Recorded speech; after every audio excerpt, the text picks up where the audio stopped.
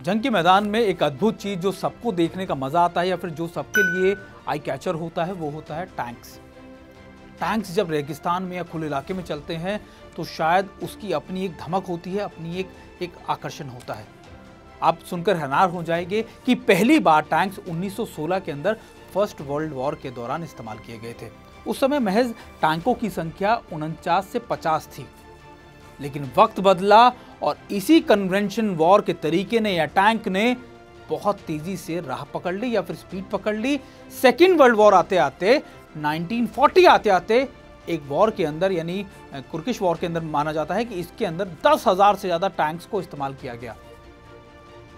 और उसके बाद तो पूरी दुनिया में टैंक कल्चर या फिर टैंक्स की आमद का जो उसका पेस है या फिर उसकी संख्या है वो दुगनी तिगनी चौगनी होती चली गई। यहाँ तक कि भारत ने भी टैंक्स की ज़रूरतों को महसूस किया। हमारे पहले टैंक्स रशिया से आए थे और उसके बाद लगातार हमने कई टैंक्स हैं जो दूसरी कंट्रीज से खरीदे। और चाहे रशिया के अभी जो अगर बात करें भारत के पास, तो भारत के पास अब इस समय T-72 टैंक है, T-90 टैंक्स हैं।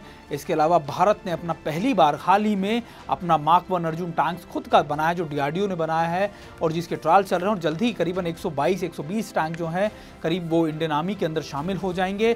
और इनकी कैपेबिलिटीज इसलिए होती है क्योंकि जब जंग के मैदान में सेना उतरती है तो उसको पीछे से या फिर उसके साथ में एक फायर पावर या फिर उसको एक ऐसा पावर देने के लिए ताकि दुश्मन उसकी इन्फेंट्री को, जवानों को सीधे अटैक न कर सके, टैंकों का इस्तेमाल किया जाता है। वैसे तो टैंक्स को कन्वेंशनल वॉर पीरियड के तौर पर जाना जाता है या कन्वेंशनल माना जाता है, लेकिन जब भारत और चीन का स्टैंड ऑफ चल रहा था तब उस इलाके में भी 18,000 20,000 फीट की ऊंचाई पर भी भारत ने अपने टैंक्स को डिप्लॉय कर दिया था, T-72 टैंक्स। यहां तक कि चीन ने भी पैंगोंगत्सो के पीछे कई जगह अपने टैंक्स को, लाइट टैंक्स को डिप्लॉय कर दिया गया था। और मकसद था कि बड़ी अगर क्या बैटल्स होती हैं तो टैंक्स उसके लिए बहुत मददगार होते हैं।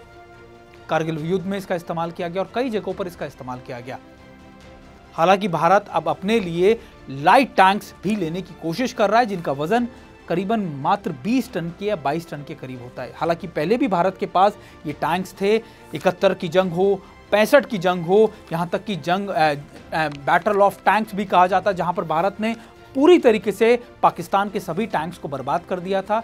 लेकिन इस कन्वेंशनल वॉर मेथड को फ्यूचर वॉर मेथड में भी इसका इस्तेमाल किया जाना लगभग तय माना जाता है, क्योंकि जब भी ज़मीन पर आमने सामने की लड़ाई होगी तब टैंक्स का इस्तेमाल होना लाजमी है, क्योंकि ये मूव करते रहते हैं और इनकी जो रेंज होती है वो अप्रॉक्सीमेटली आप मान के चलिए कि 20 से 25 किलोमीटर की भी होती है। और अगर आप ये मूवेबल चीज़ें जो आगे बढ़ती रह जाएं तो फिर ये दुश्मन के इलाकों में पहुंचकर बहुत बड़ा डिस्ट्रक्शन भी पैदा कर सकती हैं। कॉन्सेप्ट लगातार बदलते रहते हैं। अब इनके अंदर नाइट विजन्स भी आ गए हैं ताकि अगर रात में भी लड़ाई करनी पड़े तो टैंक का इस्तेमाल किया जाए और ये कैपेबिलिटीज को लगातार बढ़ाया जा रहा है। आज जिन कमांडोज की हम बात करने वाले हैं उनको देश में नहीं दुनिया में अलग अलग नामों से जाना जाता है। कोई इनको क्रोकोडाइल कमांडोज कहता है यानी मगरमच्छ, कोई इनको दाढ़ी वाले कमांडोज कहता है, लेकिन इनका नाम भारत की फोर्सेस में मार्कोस कमांडो के नाम से लिया जाता है। यानी वो एलीट फोर्स जो मार्कोस यानी जिसके नाम से दुनिया की किसी भी फोर्स में, किसी भी दहशतगर्द में, किसी भी आतंकी में दहशत आ जाती है।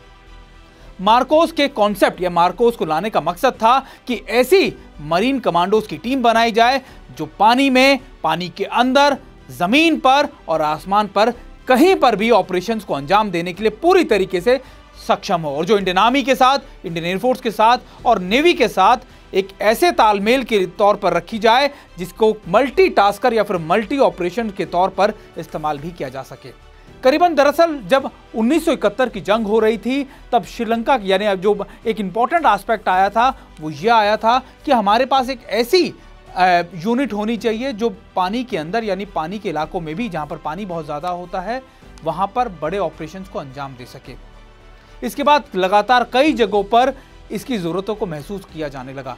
1987 में मार्कोस को ऑफिशियली गठित किया गया या उनको ऑफिशियली इंडक्ट किया गया और 1988 में उन्होंने अपना पहला ऑपरेशन मालदीव्स में किया, जहां पर वहां पर लगातार जो कू हो रहा था उसके लिए मार्कोस को डिप्लॉय किया गया और उन्होंने उस ऑपरेशन को अंजाम भी दिया। इसके बाद कारगिल युद्ध में भी मार्कोस का इस्तेमाल किया गया और 1999 के बाद से लगातार कई लंबे समय से मार्कोस जम्मू कश्मीर में भी तैनात है। यानी आप कह सकते हैं कि इंसर्जेंसीज के ऑपरेशंस में भी आतंकवादियों को की सफाई के लिए भी मार्कोस को कश्मीर में तैनात किया गया है। और झेलम नदी के आसपास या डल लेक के पूरे आसपास को गार्ड करने की जिम्मेदारी इन्हीं मार्कोस के कंधों पर भी है। अब आप सोच रहे होंगे आखिरकार मार्कोस की ट्रेनिंग या उसके बारे में इतनी बड़ी बातें क्यों कही जाती है। तो आपको ये सुनकर हैरानी भी होगी कि मार्कोस की ट्रेनिंग 2 फेजेस में होती है। जब ऑफिशियली ट्रेनिंग के लिए उनको भेजा जाए, यानी जो उनका इंडक्शन होता है, उससे पहले भी 2 फेज किए जाते हैं। जो पहला फेज होता है उसमें आने वाले लोगों में से 80% लोग बाहर कर दिए जाते हैं, क्योंकि वो उस ट्रेनिंग के कैपेबल नहीं होते और ये ट्रेनिंग करीबन 3 दिन तक की होती है। इसके बाद फेज 2 की शुरुआत की जाती है। ये ट्रेनिंग से पहले का हिस्सा होता है, यानी प्री ट्रेनिंग से पहले का जो सिलेक्शन होता है, ये मैं बात उसकी कर रहा हूं। उसके बाद जो प्री ट्रेनिंग का दूसरा फेज होता है, दूसरा सेट होता है, उसमें 98% से ज्यादा लोग, यानी जो वॉलंटियर्स होते हैं जो मार्कोस के लिए आते हैं, वो बाहर आ जाते हैं।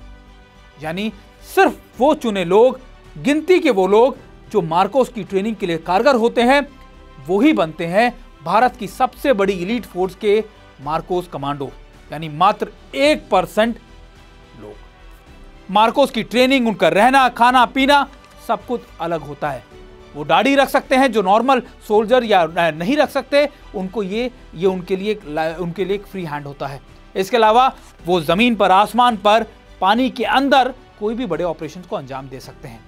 यही वजह है कि जब भी मार्कोस की ट्रेनिंग की बात होती है या मार्कोस की बात होती है, तो उनको दुनिया की सबसे बेहतर मरीन कमांडोज में जाना जाता है। यानी वो कमांडोज जिनकी जो क्षमताएं हैं वो अमेरिकी मरीन कमांडोज के लगभग मानी जाती है।